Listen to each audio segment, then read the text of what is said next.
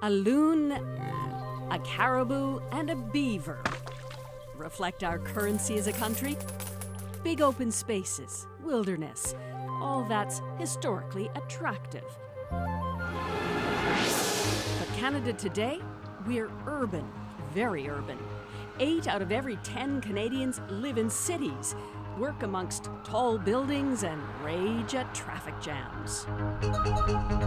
Cities define us, yep, they're big. Toronto is the 4th largest in North America, and the fastest growing now are cities in Saskatchewan and Alberta. Inside the political theater, cities should be the strong men, but fiscally, they're weaklings. Richard Florida, urban thinker and head of the Martin Prosperity Centre at University of Toronto, says Canadians undervalue our cities. And the fact is, we're a much more urban nation than the United States.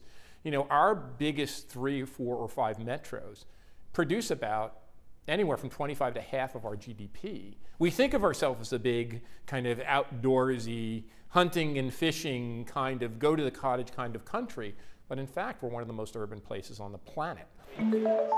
Big cities with big ideas is central to Florida's mission at Rutman School of Management. On this night, Calgary's mayor, Naheed Nenshi, is the big talker. How cities can be better.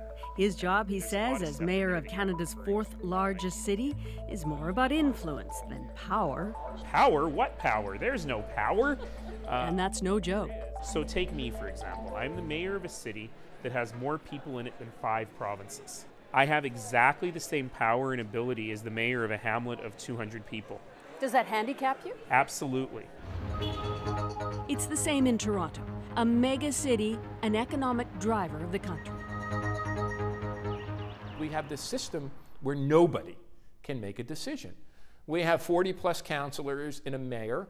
They're not just bicker at one another. No one has the right level of authority. You're an outright liar. You just cool your jets, Mr. Mayor. Mayor Ford, please stop this thrusting. No matter who's won Toronto's big prize tonight, the mayor won't have CEO status, no premier's budget, no ways to raise the big revenues big city needs to tackle big problems like affordable housing and transit. And this chair, the mayor's chair, just like all the others, there's one vote here, another vote here, and one vote for every other councillor. It's called a weak mayor's system, and it's pretty typical in much of Canada. Takeaway, it would be very interesting. Alan Broadbent wrote a book on giving power back to the cities. Where to start? You guessed it, with the mayor. In places like London, England, or New York, they have a strong mayor system, and the mayors have significant powers. Quick, think of powerful mayors. Boris Johnson, Greater London. He can set the budget. He can appoint heads for powerful city boards. And councillors, they need a big majority to overturn anything he does. Then there's Michael Bloomberg, billionaire and former mayor of New York. He had control of a city income tax, a big revenue generator, and the power to stamp bold, sometimes controversial policy on that world-class city. And talk about attracting power. Chicago persuaded this man, Rahm Emanuel, to run for the highest office in the city. And he left, wait for it, the White House to do it. Mayor Rob Ford. But in Canada, well, our biggest city got worldwide attention, all right. This guy is a one-man episode of Cops. It's bad when your defense is, I did it in a drunken stupor. But for all the wrong reasons. There's a video of him smoking crack. Yep, Mayor Rob Ford, after using drugs and then lying about it, was stripped of almost all his power before he went into rehab.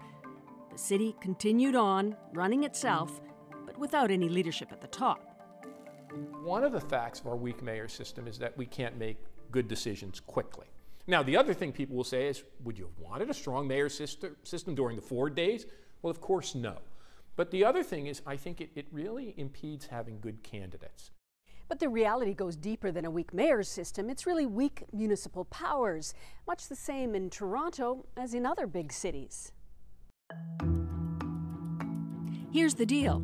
When Canada got its constitution, the founding fathers divided powers in two, between the federal government and the provinces.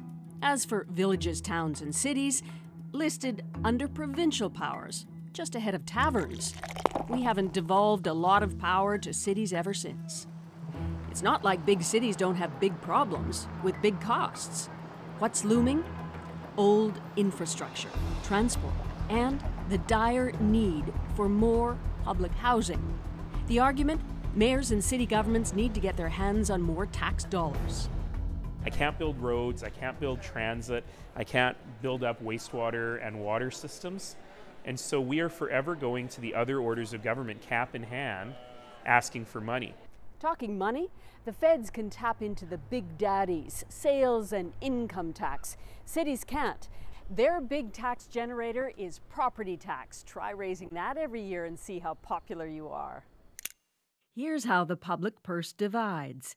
Of all government tax revenues collected, 45% go to the federal government, 44% go to the provinces, only 11% go directly to cities. Now, let's do something very un-Canadian. Let's stop pretending that all cities are created equal. One size fits all. They're not.